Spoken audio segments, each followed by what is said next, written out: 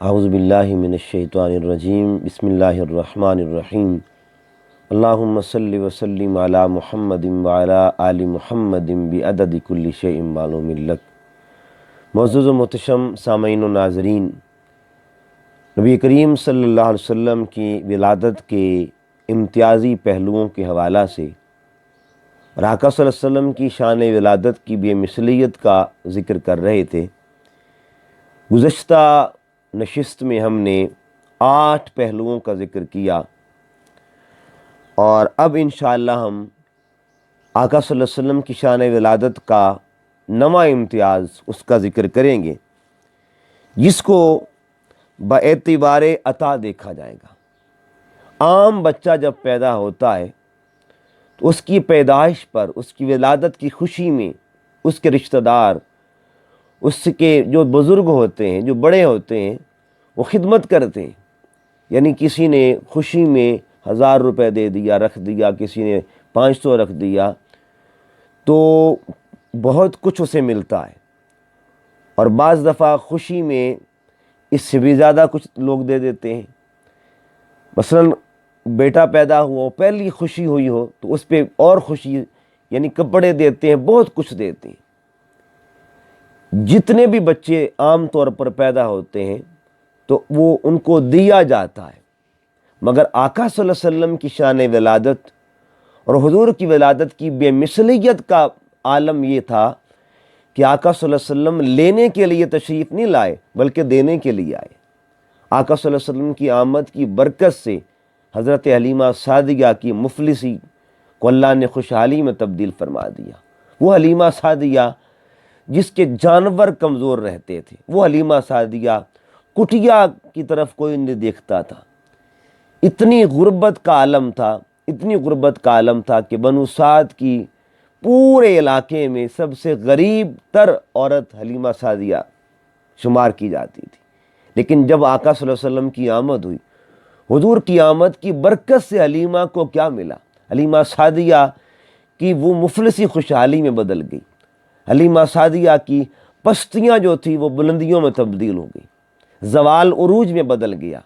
اور عالم یہ تھا کہ پھر اگر پوری بستی میں کسی کو دودھ نہیں ملتا تھا تو ہر ایک یہ کہتا تھا کہ حلیمہ کے گھر چلے جاؤ، وہاں حلیمہ کے گھر وافر مقدار میں دودھ ملتا ہے۔ یہ ساری خوشحالیاں اور یہ ساری رونقیں، یہ ساری برکتیں آقا حضور صلی اللہ علیہ وسلم کی آمد کا صدقہ تھا۔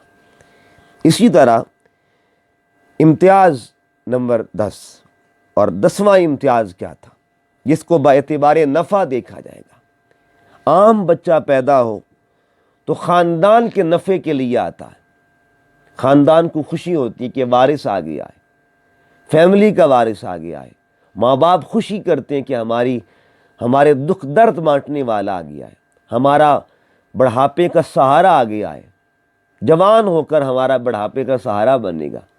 یہ خوشی ہوتی ہے، یہ مان ہوتا ہے کہ ہمارے لیے نفع کا سامان آ گیا ہے۔ تو ایک جو بچہ عام پیدا ہوتا ہے وہ خاندان کے لیے نفع کے لیے نافع ثابت ہوتا ہے، خاندان کے نفع کے لیے آتا ہے۔ اور ہم جس حبیب کی، ہم جس آقا اور مولا کی ولادت کی خوشیاں مناتے ہیں، وہ صرف ایک خاندان کے نفع کے لیے نہیں آئے بلکہ تمام جہانوں کے لیے نفع کے لیے آئے۔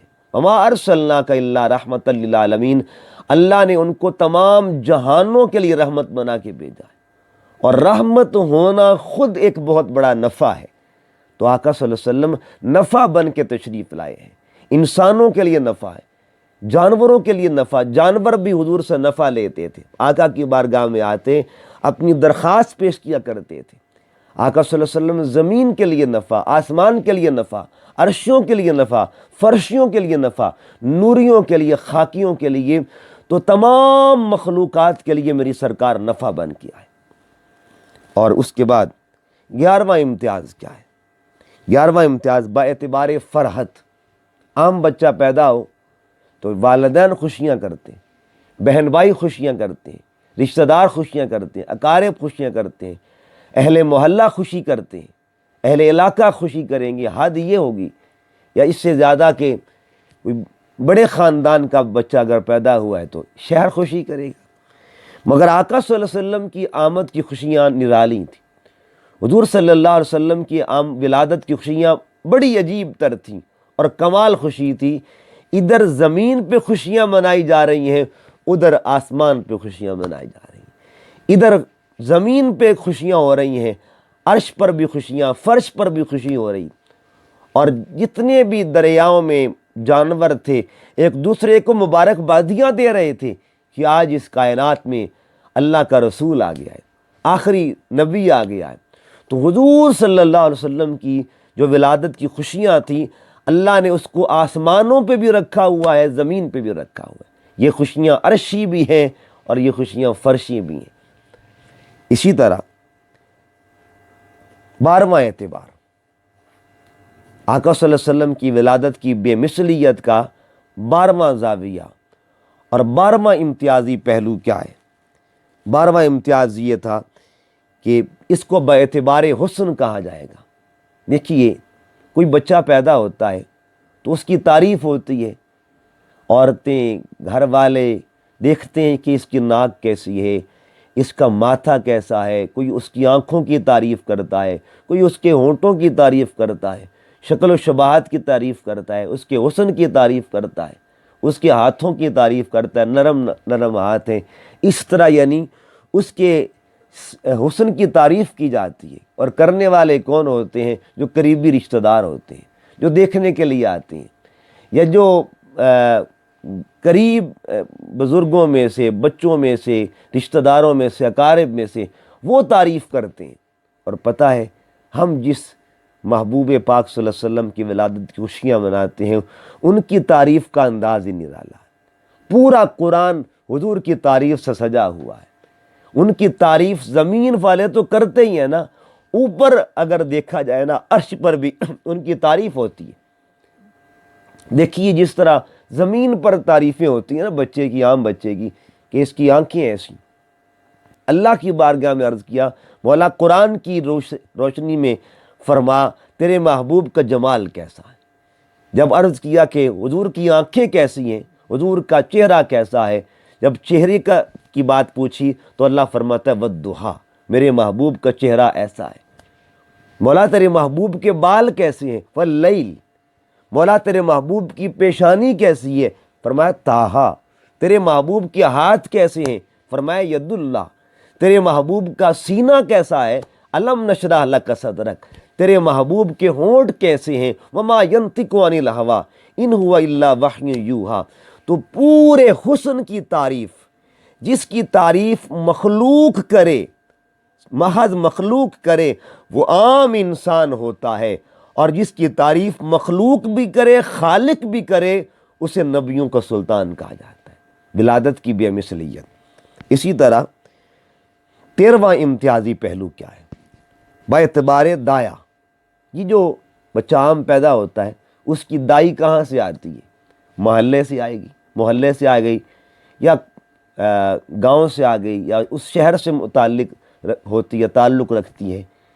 شہر سے دائی آتی ہے، محلے سے آتی ہے، مگر قربان جاؤں، یہ بے مثال ولادت اور یہ بے مثال آمد کہ آقا صلی اللہ علیہ وسلم جب اس کائنات میں جلوہ گر ہوئے تو اللہ پاک نے دائیوں کا انتظام فرمایا۔ کون کون آ رہا ہے اور کس شان کی خواتین آ رہی ہیں، کس شان کی خواتین آ رہی ہیں، اس کو امام ابن حجر مکی رحمۃ اللہ علیہ نے بھی نقل فرمایا ہے۔ فرماتی جب آقا صلی اللہ علیہ وسلم کی ولادت باسعادت ہوتی ہے تو سیدہ آمنہ سلام اللہ علیہ، حضور کی امی جان فرماتی ہیں، میں نے اپنے کمرے میں 4 عورتوں کو دیکھا، بلند قد والی عورتیں۔ پہلی سے پوچھا آپ کون ہیں؟ تو پہلی نے جواب دیا کہ مجھے حوا کہا جاتا ہے، کائنات انسانیت کی ماں ہوں، انسانیت کی ماں ہوں، اور میں حضور صلی اللہ علیہ وسلم کی دائی بن کے آئی ہوں۔ آمنہ مبارک ہو، تو نبیوں کے سردار کی ماں بن گئی۔ اسی طرح دوسری خاتون سے پوچھا کہ آپ کون ہیں، آپ کا تعارف کیا ہے؟ انہوں نے عرض کیا کہ اے سیدہ آمنہ، مجھے ہاجرہ کہا جاتا ہے، میں اسماعیل کی امی جان ہوں اور جناب ابراہیم کی زوجہ ہوں، اور تجھے مبارکباد دینے آئی ہوں کہ آمنہ مبارک ہو، نبیوں کا امام تیری گودی میں آ گیا ہے۔ پھر تیسری خاتون سے پوچھا آپ کون ہیں؟ تو انہوں نے جواب دیا مجھے آسیہ کہتی ہیں، میں بھی حضور صلی اللہ علیہ وسلم کی آمد کی خوشی میں مبارکباد دینے آئی ہوں۔ چوتھی سے پوچھا آپ کون ہیں؟ انہوں نے عرض کیا مجھے مریم کہتے ہیں، میں جناب عیسیٰ کی امی جان ہوں۔ دیکھیے کون کون کہاں کہاں سے کس طرح کے اہتمام ہو رہے ہیں۔ حضرت اماں حوا کی قبر مبارک جدہ میں ہے، کہاں سے تشریف لا رہی ہیں۔ حضرت ہاجرہ کی قبر مکہ میں، تاریخ دان لکھتے ہیں حتیم کی دیوار کے نیچے ہے۔ اسی طرح حضرت آسیہ کی قبر مصر میں ہے، جناب مریم کی قبر فلسطین میں ہے۔ کہاں کہاں سے خواتین جلوہ گر ہو رہی ہیں۔ عام پیدائش ہو تو محلے سے آتی ہیں، اور اللہ حضور کی آمد پر، حضور کی ولادت کی خوشی میں قبور سے کسی نبی کی والدہ کو بھیج رہا ہے، کسی نبی کی بیوی کو بھیج رہا ہے کہ جاؤ، تمہیں پتہ نہیں میرے محبوب کی آمد ہو گئی ہے۔ اسی طرح اگلا اعتبار جو ہے، اور وہ ہے نمبر 14، با اعتبار تقسیم۔ اور یہ پہلو کتنا کمال کا ہے، آقا صلی اللہ علیہ وسلم کی ولادت کی بے مثلیت کا یہ زاویہ کتنا عظیم ہے۔ با اعتبار تقسیم کس طرح کہ عام بچہ پیدا ہو تو مٹھائی تقسیم ہوتی ہے، میٹھی چیز تقسیم کی جاتی ہے، شیرینی تقسیم ہوتی ہے، لڈو تقسیم ہوتے ہیں۔ اس طرح مختلف اشیاء جو ہیں جن کا مٹھائی سے تعلق ہے وہ تقسیم ہوتی ہیں۔ اور پتہ ہے جب آقا صلی اللہ علیہ وسلم کی جلوہ گری ہوئی، حضور صلی اللہ علیہ وسلم کی آمد ہوئی، تو سیرت کی کتب میں آتا ہے کہ پورا سال مکہ میں اللہ نے بیٹے تقسیم فرمائے تھے۔ یعنی عام بچہ پیدا ہو تو 1 دن 2 دن 3 دن، کتنے دن مٹھائی بٹتی رہے گی۔ آقا صلی اللہ علیہ وسلم کی آمد کی خوشی پورا سال اللہ نے منائی اور ماؤں کو بیٹے عطا فرمائے۔ اسی طرح اس کے بعد 15واں پوائنٹ ہے، اور 15واں جو پہلو ہے، یہ امتیاز نمبر 15واں امتیاز کیا تھا حضور صلی اللہ علیہ وسلم کی ولادت کی بے مثلیت کا؟ وہ امتیازی پہلو یہ ہے نام رکھنا۔ عام بچہ پیدا ہو تو نام کون رکھتا ہے؟ دادا نام رکھتا ہے، پردادا نام رکھتا ہے، یا اس طرح نام رکھا جاتا ہے بچوں کا، اور پیدا بچہ پہلے ہوتا ہے، نام بعد میں رکھا جاتا ہے۔ عام اصول یہ ہے، عام بچہ پیدا ہو آتا پہلے ہے، نام بعد میں رکھا جاتا ہے۔ مگر میرے آقا صلی اللہ علیہ وسلم کی ولادت کی شان یہ ہے، حضور کی آمد سے پہلے آپ کے نام کے چرچے ہو رہے ہیں۔ حضرت آدم علیہ السلام نے جب عرش کی طرف دیکھا، آسمان کی جانب دیکھا، تو حدیث پاک میں آتا ہے جس کے راوی حضرت عمر فاروق ہیں، فَرَأَيْتُ عَلَىٰ قَوَائِمِ الْعَرْشِ مَكْتُوبًا لَا الَٰهَ إِلَّا اللَّهُ مُحَمَّدٌ رسول اللہ۔ حضرت آدم فرماتے میں نے عرش کی جانب دیکھا تو لکھا ہوا تھا لا الہ الا اللہ محمد الرسول اللہ۔ حضرت عیسیٰ علیہ السلام نے اپنی قوم سے فرمایا تھا میرے بعد رسول آنے والا ہے جس کا نام احمد ہوگا۔ معلوم یہ ہوا جن کے نام محمد کے بھی چرچے تھے، احمد نام کے بھی چرچے تھے، اس آنے والی ذات کو ذات مصطفیٰ صلی اللہ علیہ وآلہ وسلم کہا جاتا ہے۔ اسی طرح اس کے بعد ہے 16واں، اور 16واں جو نمبر ہے، 16واں مقام جو ہے، اور 16واں جو پہلو ہے وہ کس اعتبار سے ہے؟ وہ ہے با اعتبار مقام۔ مقام ایک ہے نام، ایک ہے مقام۔ دیکھیے بچہ عام طور پر بچہ پیدا ہو تو پیدائش کے 16 سال کے بعد، 15 سال کے بعد یا 20 سال کے بعد پڑھ لکھ کے وہ ٹیچر بن گیا، نام پہلے ہے، معلم بعد میں بنا۔ نام پہلے آیا، استاد وہ 20 سال کے بعد بنا، اس نے پڑھا، علم حاصل کیا، مکتب سے، مدارس سے، یونیورسٹی سے، کالجز سے اس نے علم حاصل کیا، اور علم حاصل کر کے ایک وقت آنے پر وہ ٹیچر بن گیا، معلم بن گیا۔ نام اس کو پیدائش کے وقت ملا، اور مقام معلمیت کب مل رہا ہے؟ 20 سال کے بعد گیپ آ گیا، وقفہ آ گیا، 25 سال کے بعد استاد بن گیا، معلم بن گیا۔ عام بچہ پیدا ہونے والا آ کر معلم بنتا ہے، اور جن کی ولادت کی خوشیاں ہم کر رہے ہیں وہ معلم بن کے آئے، وہ معلم کائنات بن کے تشریف لائے ہیں۔ اس کی وجہ کیا ہے؟ پہلا پارہ پڑھ کے دیکھیے، جب ابراہیم علیہ السلام اللہ کی بارگاہ میں حضور کی آمد کی دعا کر رہے تھے نا، تو اس دعا میں ڈیمانڈ کیا کر رہے تھے؟ مولا مجھے رسول چاہیے، اور رسول کس شان والا ہو، میری نسل میں رسول آئے، اور کس شان والا، وَيُعَلِّمُهُمُ الْكِتَابَ، جو معلم کتاب بن کے آئے، معلم حکمت بن کے آئے۔ تو ابراہیم علیہ السلام کی ڈیمانڈ یہ تھی کہ مولا ہمیں معلم چاہیے، جو ہم میری نسل میں آئے اسے معلم بنا کے بھیج، کائنات کا معلم بنا کے بھیج۔ اسی طرح اگر ہم 28ویں پارے کو دیکھیں، سورہ جمعہ کو پڑھیں، اس میں بھی اللہ پاک نے فرمایا هُوَ الَّذِي بَعَثَ فِي الْأُمِّيِّينَ رَسُولًا، ہم نے ان پڑھ لوگوں میں، اللہ نے ان پڑھ لوگوں میں، یعنی اللہ کی ذات نے ان پڑھوں میں رسول بھیجا، اور وہ رسول کس شان کا ہے کہ وہ معلم بن کے آیا ہے، اسٹوڈنٹ بن کے نہیں آیا، ٹیچر بن کے آیا، استاد بن کے آئے ہیں، اور پوری کائنات کے معلم بن کے آئے ہیں۔ یہ شان تھی۔ تو جو معلم آ کر بنتا ہے اسے عام انسان کہتے ہیں، جو معلم بن کے آتا ہے اسے نبیوں کا سلطان کہا جاتا ہے۔ اگلا پہلو، اور یہ پہلو نمبر 17 ہے، یہ زاویہ دیکھیں حضور کی ولادت کی بے مثلیت کا باعتبار برکت۔ یہ برکت کیا ہے؟ عام بچہ پیدا ہو تو جو اس کے والدین ہوتے ہیں وہ چاہتے ہیں ہمارے بچے کو برکتیں ملیں، کسی بزرگ کے پاس لے کے جاتے ہیں، اس کو کہتے ہیں دم کریں، یا اس کو پڑھیں، یا اس کو اپنا لعاب ہے اپنی گھٹی پیش کریں۔ تو برکت لینے کے لیے کسی بزرگ کے پاس چلے گئے۔ کبھی کوئی والدین ایسے بھی ہوتے ہیں جو اپنے بچوں کو بچپن میں ہی عمرہ کروا دیں کہ چلو ہمارے بچوں کو برکتیں مل جائیں گی، خانہ کعبہ کی برکتیں، روضہ رسول کی برکتیں مل جائیں گی، شہر مدینہ کی برکتیں نصیب ہو جائیں گی۔ ہر والدین چاہتے ہیں ہمارے بچے کو برکتیں ملیں۔ اور اب تاریخ سیرت کی کتاب کیا کہتی ہے؟ جب حلیمہ سعدیہ پیارے آقا صلی اللہ علیہ وسلم کی ذات طیبہ کو واپس 2 سال کے بعد چھوڑنے کے لیے آئی نا، پھر 2 سال کے بعد 2 سال کے لیے لے گئی تھی، یعنی کل 4 سال سیدہ حلیمہ سعدیہ نے سرکار کی کفالت فرمائی اور سرکار کو سنبھالا۔ تو 2 سال کے بعد جب چکر لگانے آئی اور واپس دینے آئی، پھر سیدہ آمنہ نے واپس بھیج دیا۔ تو مکہ میں داخل ہوتی ہیں سیدہ حلیمہ سعدیہ، آقا صلی اللہ علیہ وسلم کو گود میں لیا ہوا ہے، دل میں خیال کیا کہ چلو ایسا کرتی ہوں، طواف کعبہ بھی کر لوں گی اور اس بچے کو بھی طواف کروا دوں گی۔ طواف کعبہ کر رہی ہیں، جب طواف کعبہ مکمل ہو گیا تو اب حلیمہ سعدیہ نے سوچا کیوں نہ میں اس بچے کو آگے بڑھ کر حجر اسود کی برکتیں لے دوں اور حجر اسود کے قریب کر دوں، مس کر دوں حجر اسود کے ساتھ۔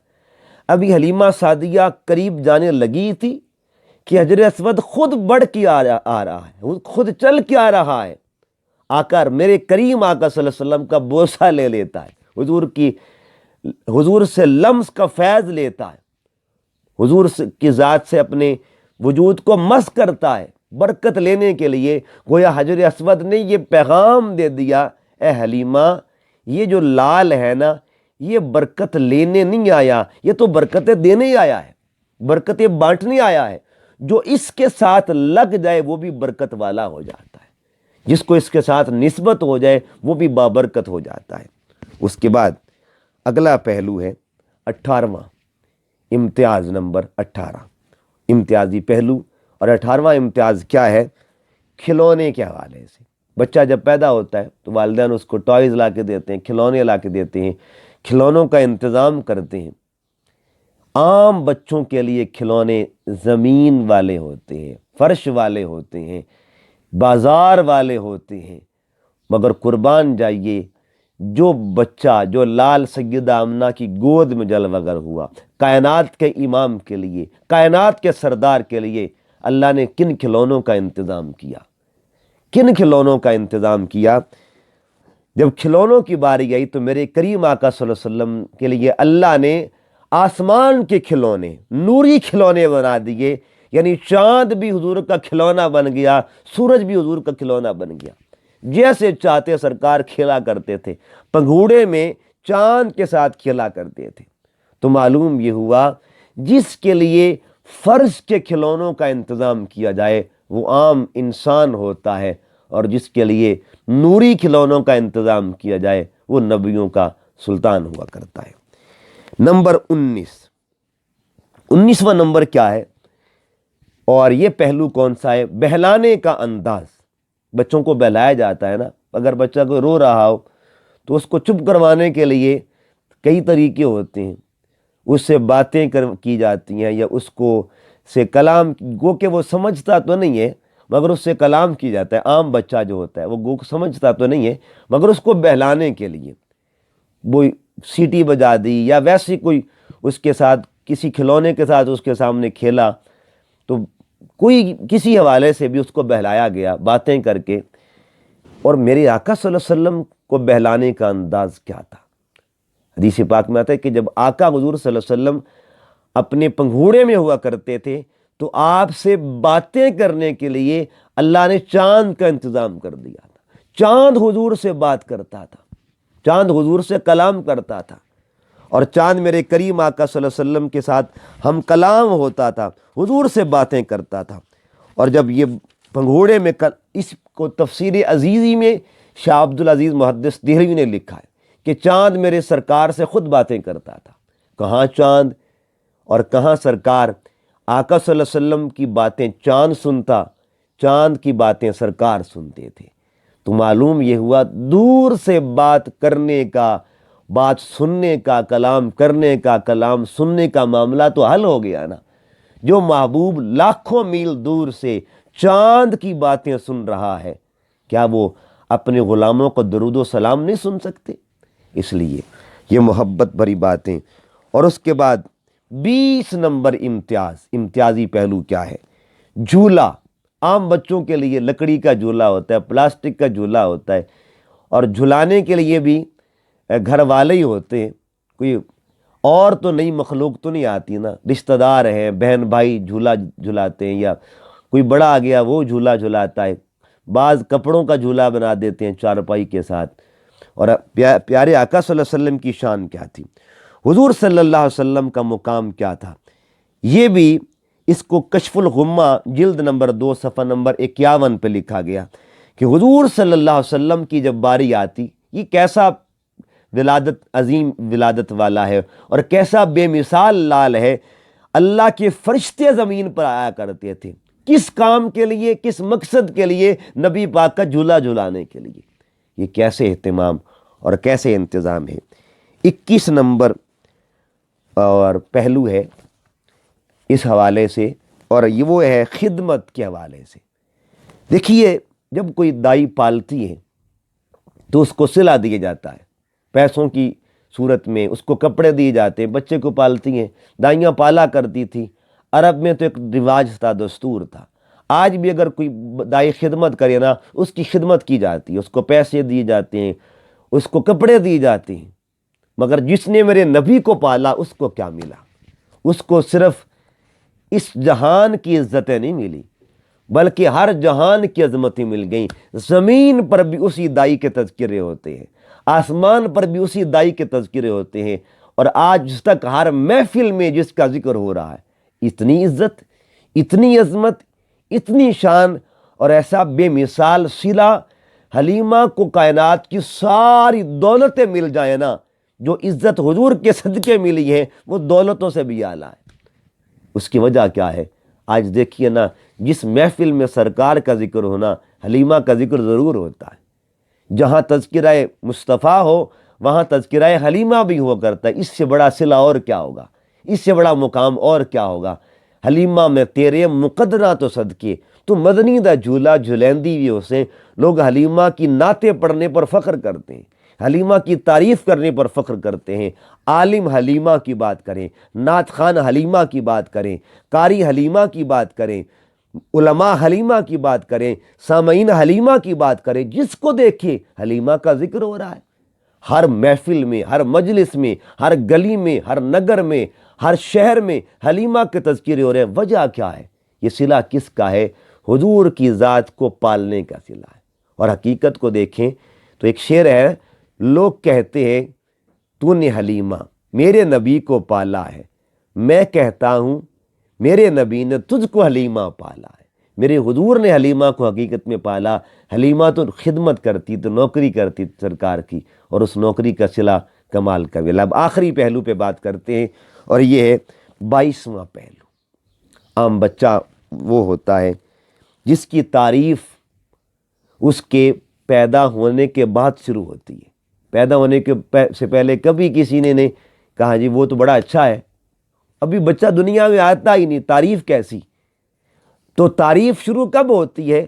آنے کے بعد اس کی تعریف شروع ہوتی ہے، اس کے تذکرے شروع ہوتے ہیں، اس کی باتیں شروع ہوتی ہیں، اس کی صفتیں شروع ہوتی ہیں، اس کی خوبیاں شروع ہوتی ہیں۔ اس کی ولادت کے بعد پیدا پہلے ہوتا ہے، تعریفیں بعد میں کی جاتی ہیں۔